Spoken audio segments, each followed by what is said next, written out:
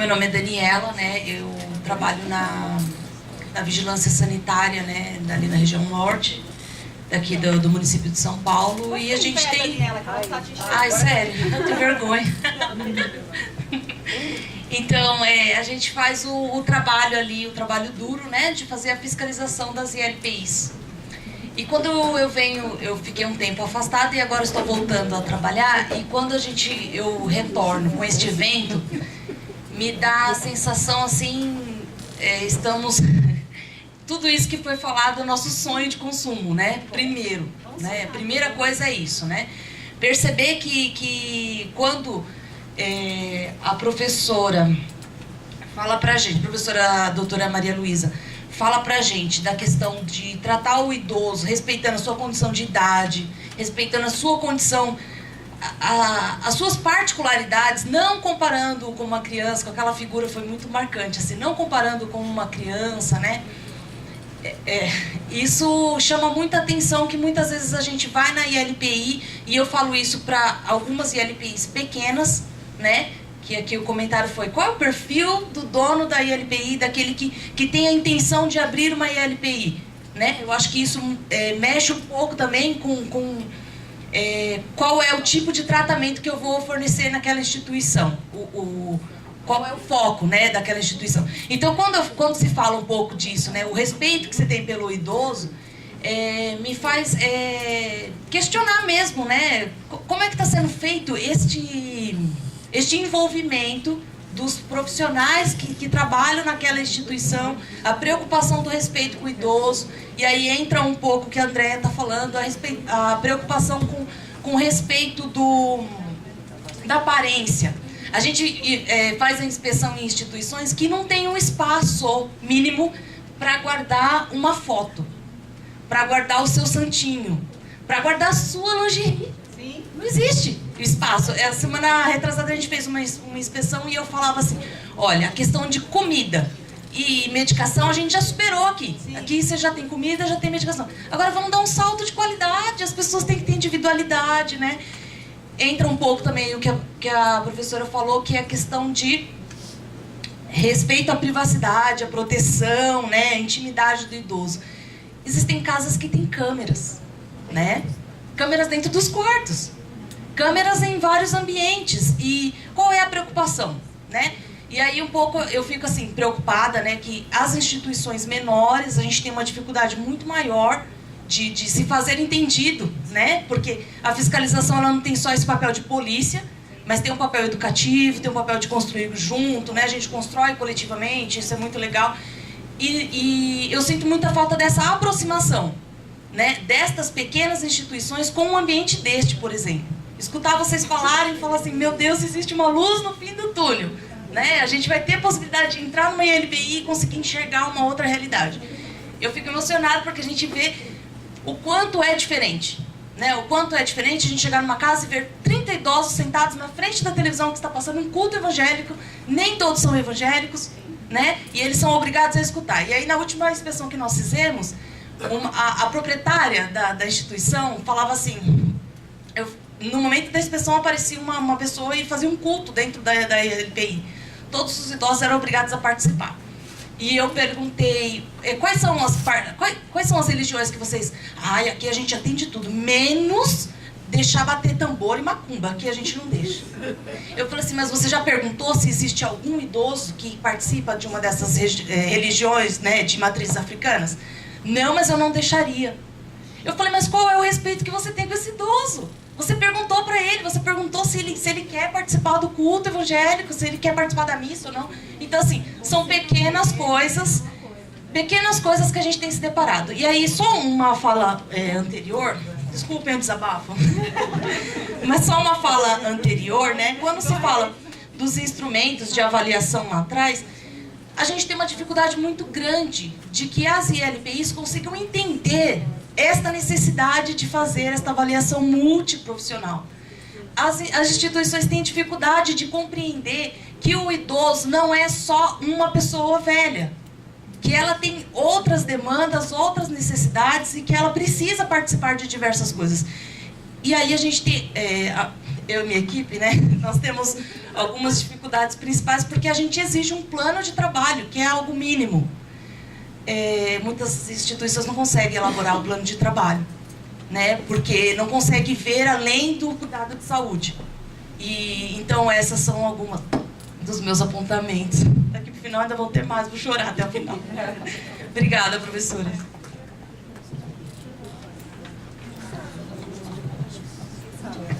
Pode, acho que a gente faz 3 perguntas e aí depois mais 3. Uma pergunta direcionada a Maria Luísa.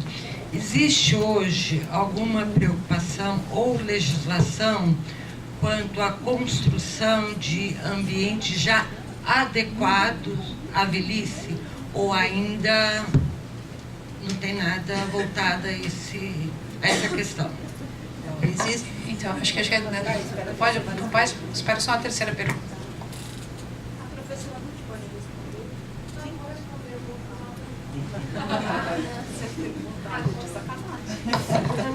Na verdade, é um comentário que eu acho que casa bem tudo que a gente discutiu nessa parte da manhã, tanto incluindo a minha fala, da professora Andréia e da professora Maria Luísa.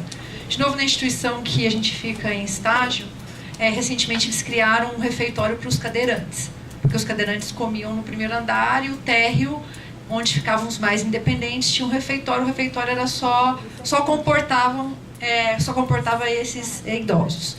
E quando construíram esse refeitório novo, os cadeirantes que ficavam escondidos no primeiro andar começaram a descer, e isso incomodou muito aqueles mais independentes. E aí entra questões tanto de ambiência, questões de aparência e questões de funcionalidade, e aquilo que o velho é o outro, não sou eu, e eu não quero ficar daquele jeito de maneira alguma. Então, acho que casa muito um exemplo bem rico. E aí a diretora falou para mim: você acredita que a gente teve problema com os idosos que não queriam, os que mais independentes, que os dependentes descessem para almoçar em conjunto, né? Então, assim, é tão gritante essa questão de aparência e da própria ambiência que a gente acaba ignorando, né, essas questões. Mas era só para deixar e fechar um pouco essas questões. Aí no final, hoje, as coisas acontecem com mais tranquilidade, não é mais... E o pior, né? Os cadeirantes ganharam um refeitório novo, lindo, com uma pintura no fundo. Então, isso era outra coisa que eles reivindicavam. Mas por que eles vão ter ainda um refeitório novo e a gente vai ficar com o velho, né? Então, só para fechar os 3 temas num exemplo só. Bom, obrigada. Bom, eu acho que são 3 colocações importantes, né? Primeiro, quando você fala que você está enxergando aqui coisas que você desejaria. Eu acho que a Ruth já tinha dado esse toque na fala, quando disse que hoje muitas instituições, ou muitas ILPIs estão sendo montadas e dirigidas por pessoas que não conhecem. Esse desconhecimento sobre as questões que envolvem todos esses aspectos, e aí eu diria... Aí não tem como escapar disso, né, gente? Os gerontólogos estão aí para isso, né? A criação do curso, o desenvolvimento e a empregabilidade que está aumentando dos nossos egressos, eu acho que representa muito claramente o quanto esse profissional multidisciplinar está conseguindo se colocar no mercado sem competir com as outras formações, porque não é essa a ideia. É um profissional que integra as outras disciplinas. Então, quando a gente fala em gestão, a gente fala justamente na integração das disciplinas. A formação, nós somos 26 professores, né? De formações diversas, 24, de formações diversas e imprimem nesses profissionais essa ideia de serem capazes de dialogar com outras disciplinas. Então, o trabalho do enfermeiro vai continuar, absolutamente necessário, do assistente social, absolutamente necessário, do psicólogo, absolutamente necessário, do terapeuta ocupacional, absolutamente necessário. Não prescinde de ninguém, de nenhum dos profissionais que já faziam parte. Apenas, para nós parece claro, para mim pessoalmente parece muito claro, faltava um profissional que integrasse. O médico, o enfermeiro, o psicólogo, tal, todos esses profissionais dentro desse tripé biopsicossocial. Então, essa nossa fala vem dessa ideia conjunta que nós temos da gerontologia, né? E que certamente quem está na prática percebe isso, né? Eu acho que falta um pouco dirigentes ou gestores das casas que tenham essa visão mais completa. Está muito ainda focado na questão biológica, muito focado. Então, acaba misturando todo mundo, e aí eu acho que entra deixa eu responder primeiro dela aqui, que perguntou sobre a construção de ambientes adequados. Eu não estou lembrando do número da lei, mas tem uma lei que estabelece a necessidade de que os ambientes sejam acessíveis a todos. Durante alguns anos, isso foi colocado um período para a adequação dos espaços.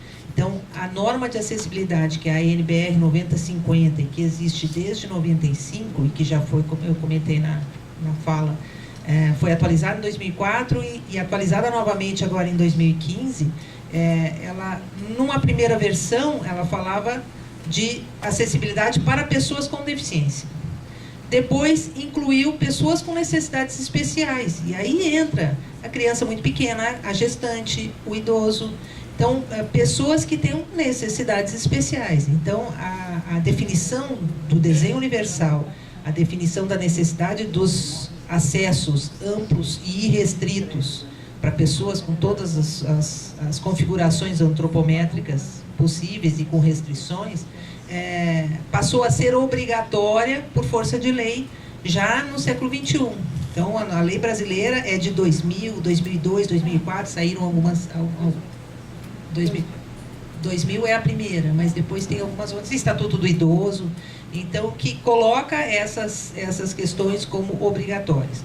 Bom, o que acontece? Eu falei na Mão Branca. A Mão Branca é um edifício antigo que foi crescendo ao longo do tempo, então não é simplesmente chegar e dizer, bom, agora ele tem que ser adequado. O edifício em si começou há 70 e tantos anos atrás, quer dizer, tem reformas ali de 40 anos, quando não se falava nisso, né? Então, a construção de ambientes adequados vem por força de lei já neste século agora. Então, a gente encontra ainda muitos edifícios inadequados ou adaptados, e às vezes adaptações grosseiras, mas, enfim, é o que se tem para hoje, né? Mas a tendência é que isso melhore ao longo do tempo. E em relação ao comentário da Ruth, eu acho que é bastante interessante que a primeira vez que eu fui no Santa Catarina, há muitos anos atrás, ainda na época do meu doutorado, eu cheguei lá e eu lembro que a gestora disse assim, há idosos que chegam aqui para se hospedarem, eles colocavam como um hotel residência, né? Para se hospedar. Hoje faz parte de uma outra rede. Chegam aqui e quando eles estão conhecendo as instalações e passam um idoso com cadeira de rodas, eles ficam um pouco incomodados. É muito aquilo que a Andréa falou, agora vou passar o microfone para ela, mas relacionado à imagem do outro, quer dizer, aquele que não quer se enxergar naquela situação. Então, prefere nem imaginar que pode chegar a ter tantas perdas que o obrigue a ficar numa cadeira de rodas ou até acamado, numa situação até pior. É Daniela o seu nome, né? Daniela, vamos chorar junto então, né? Porque assim, é uma grande realização para mim vir falar numa plateia de gerontologia sobre aparência. Dentro da ciência também é um baita de um preconceito com um monte de tema. Eu estou há 10 anos tentando organizar esse tema, eu colhendo textos, mas eu, na qualificação da minha primeira aluna de mestrado, que vem da moda, eu abri o berreiro. Chorei que nem uma louca, porque estava a minha professora de mestrado lá e estava a minha colega da PUC, a primeira que falou, vai estudar aparência, isso é importante, isso não é fútil. E saber que aquilo estava dentro da universidade, as pessoas pararam para discutir isso, para mim também foi uma emoção. Assim como é uma emoção, a gente viu no evento da Defensoria, que tem a Anvisa aqui, conversando e falando, gente, eu não sou um monstro, tá bom? Eu não venho aqui fazer auditoria, venho aqui para dialogar. Também, eu estou há 25 anos estudando envelhecimento, sempre falar de LPD era um papo de pancadaria, entendeu? Porque era a Anvisa e a gente. E os idosos, então, nem sei onde eles ficavam, né? E você está vindo aqui de peito aberto e falar, olha, eu tenho dificuldades também para avaliar, para fazer com que aquilo funcione muito bem. Eu quero que aquilo funcione bem, mas eu não sei como fazer isso. também nos falta repertório às vezes, né? Então, assim, também estou emocionada e grata por você achar que a aparência é uma coisa interessante. Organizar singularidades, eu acho que é o grande desafio do século XXI, um século em que ele tem tecnologizado a singularidade de uma maneira, assim, perversa, porque a gente acha que a gente é exclusiva até alguém deletar a gente do WhatsApp, né? Ou a gente congelar a gente no WhatsApp. A gente acha que é fantástico para alguém até alguém te excluir do Facebook. Ou até você descobrir que aquela festa não foi tão bafom quanto estava na foto do Facebook. Então, assim, a gente já vinha no século XX com a dificuldade de construção e respeito às singularidades, à heterogeneidade. Acho que o Estado democrático, com a Constituição Federal, assim, teve um marco legal, assim, a primeira vez que o idoso está na Constituição Federal do Brasil, né? Então tem um marco legal dizendo assim, nós somos importantes, todos nós, e a heterogeneidade tem que ser marcada. Isso tem 30 anos, um pouco mais de 50 anos, né? Então, acho que o conceito de singularidade e respeito às diferenças, ele é muito jovem ainda, vamos dizer assim.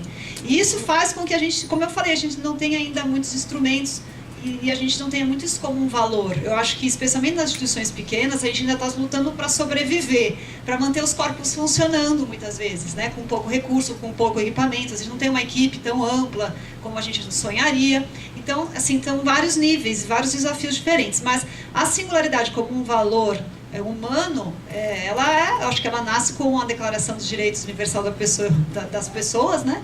E ela vem ganhando uma conformidade. E, infelizmente, a conformidade que eu ainda acho que ainda é muito... É uma falsa conformidade das singularidades, não é uma conformidade real, eu acho, ainda das singularidades. Então, isso faz com que você tenha esse tipo de dificuldade quando você vai para uma LPI, está todo mundo sentado vendo televisão. E a gente fica valorizando o Japão, desculpa, todas as LPIs que eu fui lá, era tudo muito limpo, tudo muito incrível, fantástico, tecnologicamente falando, mas estava todo mundo colapsado na TV assim, ó. Todo mundo assim na TV, assim, a mesma cena humana, eu digo, que eu vi, né? Então, também não adianta estar tudo organizadinho, essas relações ainda estão carecendo, né, de outros investimentos. Quando a gente usa a variável aparência, então eu vou te dar uma sugestão. Vamos começar pela variável aparência, né? Ela como recurso de gestão gerontológica. Tem uma outra frente que eu não entrei também, que pode ser uma coisa bacana, que são as roupas inteligentes, falando do que a Ruth trouxe dos cadeirantes, né? Tem um evento que chama Moda Inclusiva, não sei se vocês já ouviram falar, que tem, então, lançado desafios aos alunos de moda que façam roupa para pessoas que não estão no padrão. E eu fui num dos anos, fui na Luz, que eram roupas para cadeirantes, roupas inteligentes para cadeirantes, né? E a gente, enfim, está criando forças para propor, então, uma edição sobre roupas inteligentes para idosos.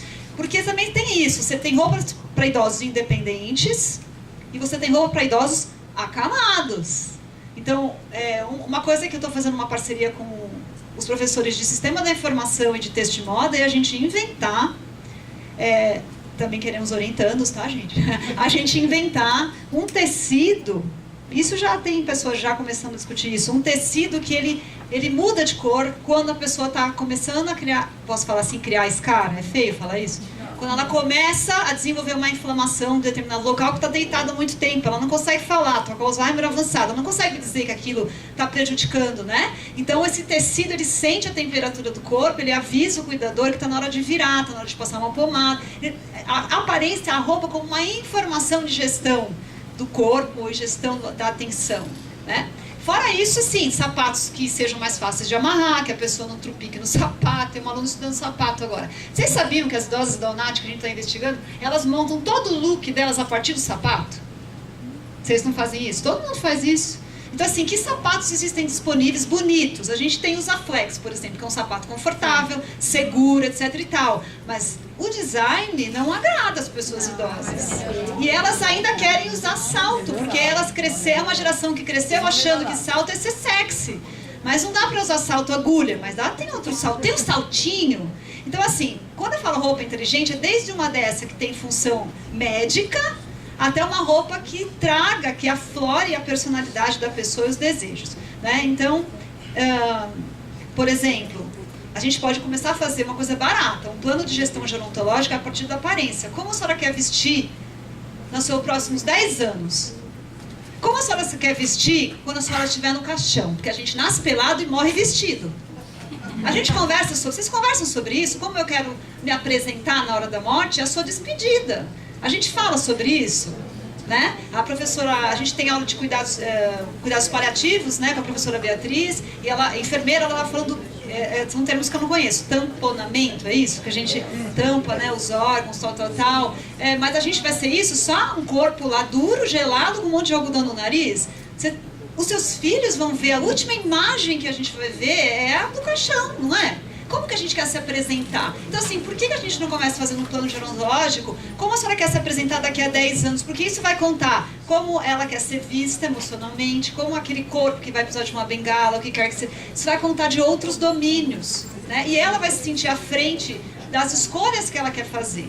Isso é fácil? Não. Isso envolve recurso, como o senhor ali já falou, envolve dinheiro. E muitas vezes as instituições têm que pagar o remédio, têm que pagar a comida especial, têm que pagar outras coisas, né? Mas, de qualquer maneira, não adianta também a gente investir na aparência, e eu termino, se a gente não investe em papéis e espaços sociais que ela possa exercer aquela aparência. Então, uma grande queixa das idosas que a gente investiga é: eu tenho roupa, eu passo, eu vou cortar o cabelo, eu invisto na aparência, só que eu não tenho convite para ir em lugar nenhum. Aonde que eu vou? As espanholas têm casaco de Vison, gente. Aonde que eu vou com o meu casaco de Vison? Porque ninguém mais me chama para ir no cinema, ninguém mais me chama para ir numa festa, eu não tenho espaços para exercitar aquela aparência, né? Então também não adianta a gente não fazer, encerro aqui, uma gestão integrada. Não adianta investir só na aparência ou só no corpo. Aquela pessoa ela vai combinar, né, tudo isso que é ser ela. Professora, tem...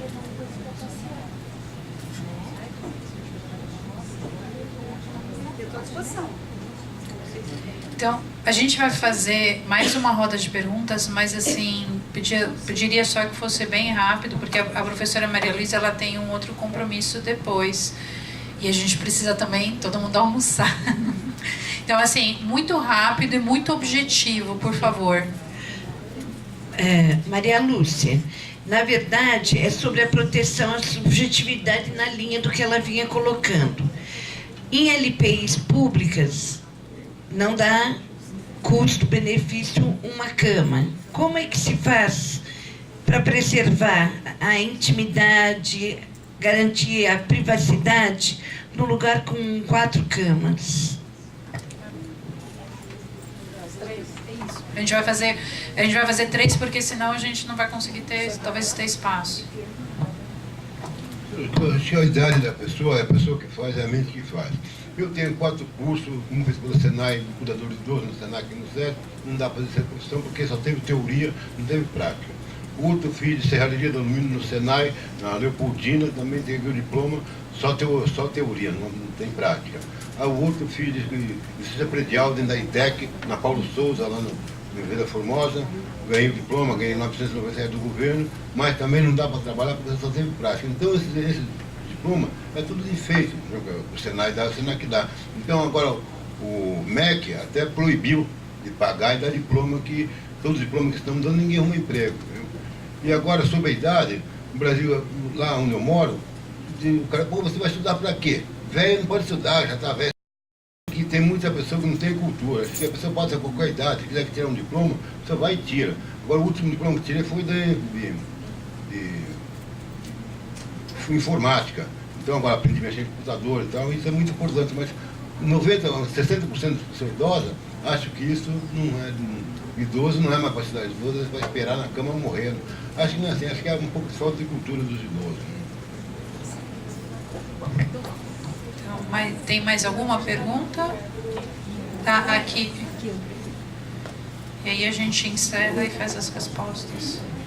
Bom, meu nome é Karina, sou terapeuta ocupacional, né, no interior de São Paulo. E eu queria falar um pouquinho sobre a questão dos documentos para validação da questão da ambiência. Porque a gente acaba falando, batendo na tecla de validação, né, da funcionalidade do idoso, mas quando é para o ambiente proporcionar para o idoso, a gente acaba deixando, né? E eu queria falar um pouquinho mais sobre isso para a gente pensar como a gente poderia fomentar as discussões para que isso vire documento de verdade, a socialização aconteça, porque eu trabalho em vários lugares, então cada lugar faz do jeito que quer. E aí acontece que não faz nada, né? E aí o idoso continua sendo isolado, né? Fica em isolamento social, não tem a questão, né, de trocas afetivas, que acaba se restringindo só aos momentos, né, de atendimento. Então eu fico preocupada quanto a isso, quanto não ter um documento de fiscalização, né? De o que a gente faz com isso, tá? A socialização tem que acontecer, mas como que a gente faz isso e onde está escrito isso para que possa ajudar e a fiscalização de fato aconteça, não só, né, nas questões de funcionalidade, mas o que a ILPI está proporcionando para o idoso. Vamos começar, vamos colocar na ordem, né? A questão da manutenção da privacidade, nós tivemos um trabalho, nós ficamos quase 2 anos juntas, né, Lia, em relação aos CAEs, e nos CAEs já tem essa situação, onde há 4 camas dentro de quartos, de apartamentos, que muitas vezes aquilo tem um armário pequeno para cada um, é o que cabe ali, né? Eu lembro da Bibiana uma vez até falar sobre a questão quando junta coisas. Excesso de bagagem. Os acumuladores. Então, assim, tem toda essa história de vida que vai juntando e compartilhando o mesmo espaço, né? Então, a manutenção da privacidade, realmente, ela vai ficar dentro do limite. Pensar em uma pessoa por apartamento, por quarto, não dá. Pensar em colocar um biombinho entre cada um também não resolve muito. Acho que realmente o ideal seria buscar naquela localização das pessoas que tenham interesses comuns, objetivos comuns. Eu acho que isso facilita um pouco a convivência, né? E pela urgência das medidas que têm que ser tomadas, acredito que muitas vezes isso é muito complicado, e aí o manejo, o remanejo das pessoas vai acontecendo de acordo com os conflitos que eventualmente surjam, né? Então a privacidade realmente fica limitada nesse sentido, mas acho que ela só poderia ser organizada se conseguisse antes, numa triagem, já direcionar as pessoas com interesses comuns ou com características semelhantes que pudesse aproximá-las. E aí tem uma convivência mais tranquila e a manutenção da privacidade, mesmo num espaço compartilhado. O que o senhor falou sobre formar, né? Quer dizer, eu falo geralmente nas minhas aulas sobre o mundo ideal e o mundo real, né? Dentro da universidade, a gente fala, e a gente está falando aqui um pouco em mundo ideal, tendo esse momento fantástico de poder compartilhar com pessoas que estão no mundo real aqui, diariamente convivendo com as situações e que já estão vivenciando e imaginando o que poderiam fazer para melhorar. Quer dizer, várias falas vieram nesse sentido, né? Acho que enquanto o senhor se mantém com projetos, é aquilo que eu comentei do meu pai. Meu pai tem planos e projetos, ele tem 88 anos. Ele já diz assim, ele lia muito, hoje já não lê tanto. Ele diz, eu já não tenho tanta vontade de ler, mas não deixa de ler 2, 3 jornais por dia. Isso é um objetivo na vida dele. E para quê? Para se manter informado. Minimamente esse é o objetivo. Então isso é importante, sim. Tanto que o seu cognitivo vai estar preservado por muito tempo, com certeza. Tem assunto que é importante para a socialização. Quer dizer, esse preconceito que existe em relação à velhice, a gente já está falando bastante aqui, realmente tem que se refletir e discutir sobre isso, né? E a questão da adequação dos ambientes, assim, não existe um documento ou uma norma que possa, talvez ela deva ser construída, mas eu visitei há um tempo atrás uma moradia de idosos independentes num edifício em Nova York, um edifício de mais de 100 anos, então um edifício bem antigo, mas idosos independentes e todos com objetivos mais ou menos comuns. Todos vinham ou da academia ou eram artistas das diversas áreas, músicos, bailarinos, artistas plásticos, era interessante. Então, todos os espaços coletivos, eles eram direcionados para os interesses dessas pessoas. Além disso, todas as áreas comuns com uma musiquinha ambiente, um jazz bem suave, que se a gente desse uma paradinha, a gente percebia. Mas era muito agradável. Aquilo dava movimento, dinamizava, estimulava os encontros, porque as pessoas daí procuravam esse lugar para escutar uma música muito animado. Exatamente, a animação dos ambientes e cores, que é bastante eu sinto que falta muito nos lugares, né? Recentemente se fez uma reforma na Mão Branca também, porque foi implantado um centro-dia. E uma proposta que já um grupo de estágio já tínhamos desenvolvido juntos, de fazer uma proposta mais colorida para a casa toda, ficou assim, é bacana, mas aí fica aquilo foi ficando, né? Aí no centro-dia foi implantado, que são as portas com cores diferentes, mas com uma faixa adesivada. Não é pintar a porta inteira, não precisa esse investimento tão grande assim. Há estratégias que permitem uma animação maior, o senhor usou o termo certinho, né? Animar os ambientes com cor, com sons e, claro, colocar a condição para que... Aí entra a questão da acessibilidade. A norma de acessibilidade estabelece uma série de princípios de espaços, de apoios, de tipos de piso, texturas de materiais que possam garantir a funcionalidade, mas o ambiente como um instrumento de qualidade de vida, né? E há muito o que se fazer. Esse documento realmente não existe. Por exemplo, onde eu moro, é uma barulha. Eu moro na Vila São João, isso que eu moro em Campinas. Então, nós gritando o dia todo na fase, batendo lá na polícia, mão na cabeça e tal. É um local oriçado de barulho. Então, sobre o teto, se botasse o teto verde, nós teríamos menos problema mental, porque o verde ajuda a descarregar a poluição sonora, entendeu?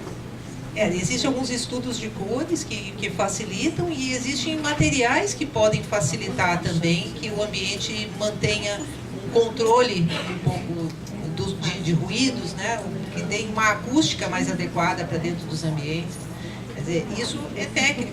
Poderia realmente desenvolver um tipo de norma, pelo menos que estabeleça parâmetros, que não sejam obrigatórios. Ajudaria bastante a poluição sonora, né? A poluição sonora mata a pessoa devagar. Nesse estudo que a gente fez nos CAEs, a Morada Nova Luz fica ali na boca da Cracolândia, né? A Cracolândia com todos aqueles problemas que teve ali. Bomba. Então, a questão já não era tanto de ruído, mas sim da própria convivência, das dificuldades dos idosos terem interesse de sair e para irem com objetivos, tinham que fazer uma volta grande para evitar passar por lugares que eles não tinham interesse de passar. Eu vou retornar àquela proposição da gente reformar as mentalidades. Porque não adianta, acho que o senhor está muito correto, não adianta a gente criar laboratórios de excelência. Então, na minha instituição funciona assim, funciona assado, e aí o mundo lá fora, Deus pertence, né? Acho que é o que ele está falando, é isso. A gente se incentiva a fazer, você tem que fazer, você tem que participar, não sei o quê, mas a sociedade, no geral, não está preparada para receber essa pessoa que se preparou para ela, né? Então, eu lembro que a gente fazia estágio no Reciclázaro, vocês conhecem, né? E era um albergue para homens ali no Brás, e aí a gente ia naquela oficina que eles têm embaixo do viaduto, muito bacana, e o monitor falava, vocês não têm que ficar aqui, eles já estão bons, estão preparados, vocês têm que convencer os empregadores que eles, apesar de serem moradores de rua e com a história de alcoolismo, sem família, etc., eles estão preparados, eles querem trabalhar. Então, a gente acho que já está no momento gerontológico de sair, né, das instituições e começar a preparar as outras instituições para receber essas pessoas.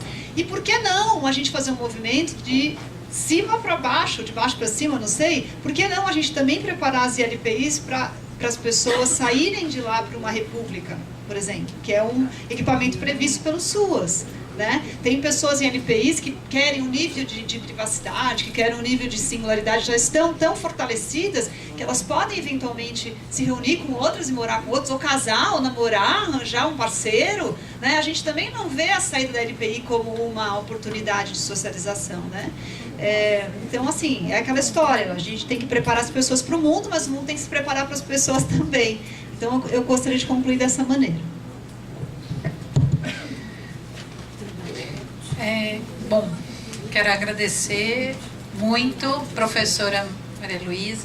Desculpa interromper, eu só queria dar um recadinho que depois pode ser repetido à tarde também, que eu não vou poder permanecer, mas dia 7 e 8 de dezembro nós teremos lá na EASH, na Escola de Artes, Ciências e Humanidades da USP, lá na Hermenegildo Matarazzo, um o nosso congresso de gerontologia, cujo tema é Habitação e Cidade para o Envelhecimento Digno.